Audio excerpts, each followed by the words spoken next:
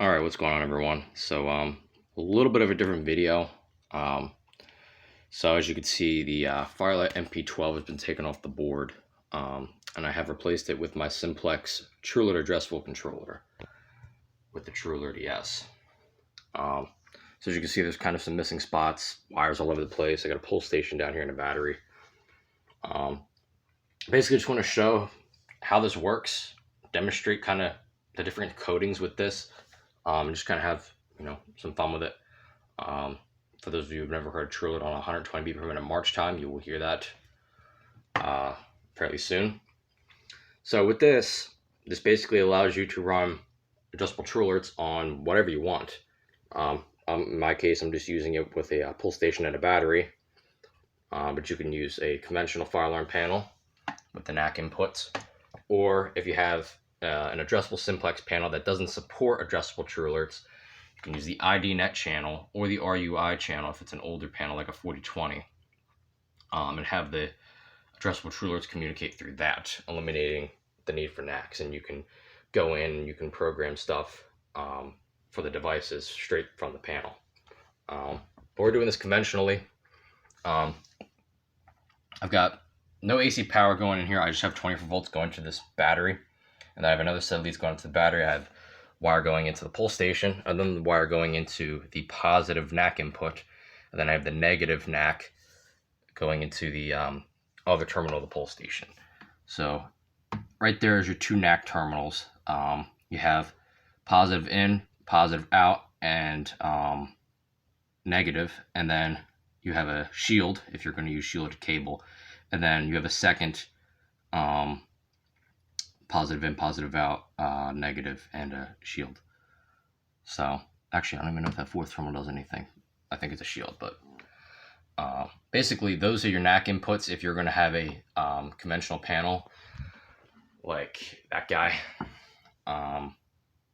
you would just put the NACs in here. You could have NAC 1 strobes, NAC 2 for horns, and you can set that up with the dip switches on here.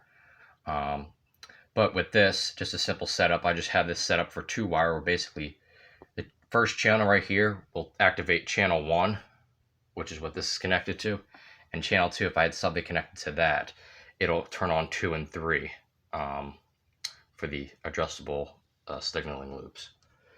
These terminals right over here control a lot of your functions for the device itself. This would control the address as well as the mode of operation if this were on like in an addressable system or something like that. But this set of dip switches right over here, switch 5, a number of them control your coding options, which are listed right there on the door.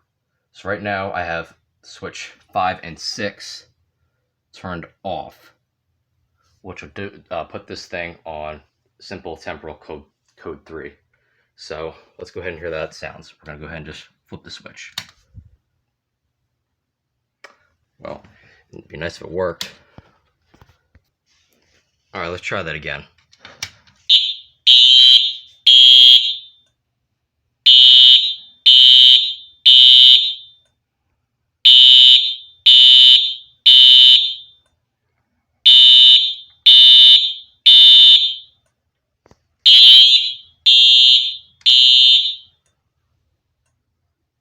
All right, and there's a slight delay, but it'll shut off eventually.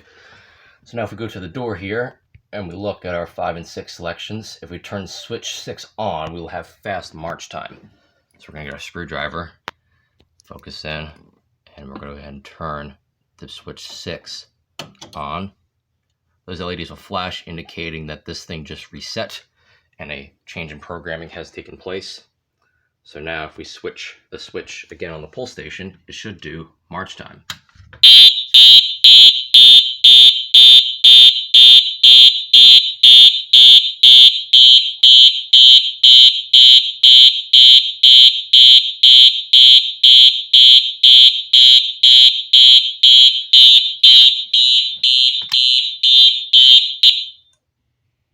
All right.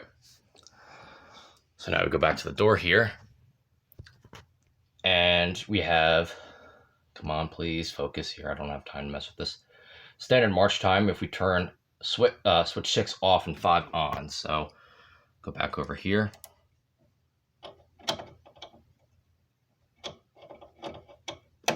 6 is off, 5 is on, and then we should have standard march time, which is just 60 beats per minute.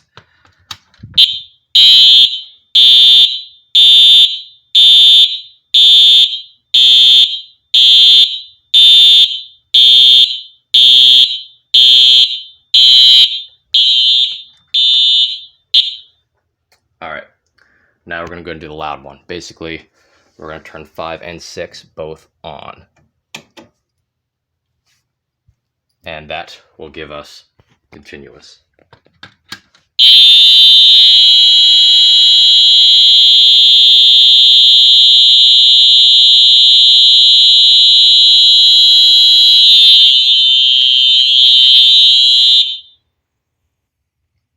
That was absolutely painful. All right, that's it. Hope you all enjoyed this demonstration.